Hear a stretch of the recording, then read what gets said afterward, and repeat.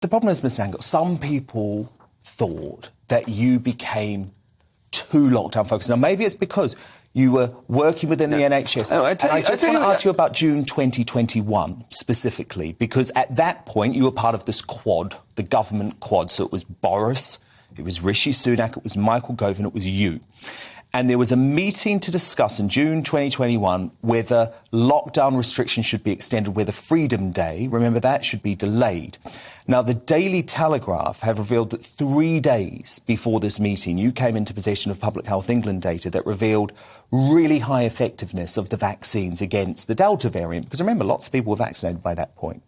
But you didn't share that data in that meeting. And partly as a result of that, lockdown restrictions were extended for another 5 weeks.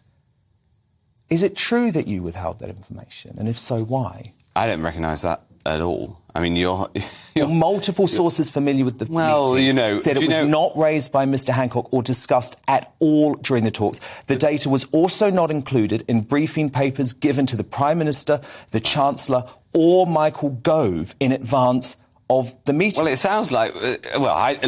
you'll have to wait for the book on that one, because I don't know anything about it. But what I can... So you're not prepared to say whether you withheld this data or not? I've absolutely no idea about that account. And I certainly didn't withhold data. It was on the front page of the Daily Telegraph, so I imagine you were aware. I certainly didn't withhold data. I can be categoric about that. Because hold on, come on. What happens is you ask questions and I answer them, so I'll carry on. So my approach, right, was to use all the data we possibly could to make decisions. But the critical point about lockdown is that it was necessary until the vaccine could make us safe. It was necessary because otherwise the scale of death would be much greater. 6 months into the vaccine rollout. In this case, this question about there was no question about withholding data. I've absolutely no idea, but I will look into it for you and make sure that I have a look at that report and try to understand what actually happened and what led to it being written. But these things there was lots and lots of words written about what went on in those meetings, and not all of them were 100% accurate. No, I can imagine.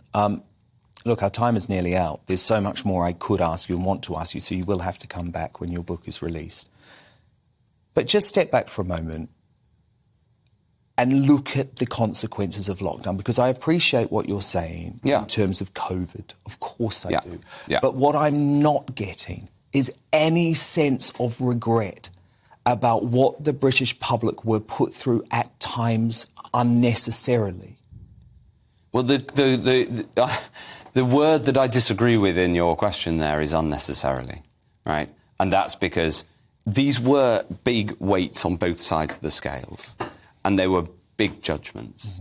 And I always was cognizant of the impact of the decisions that we were taking.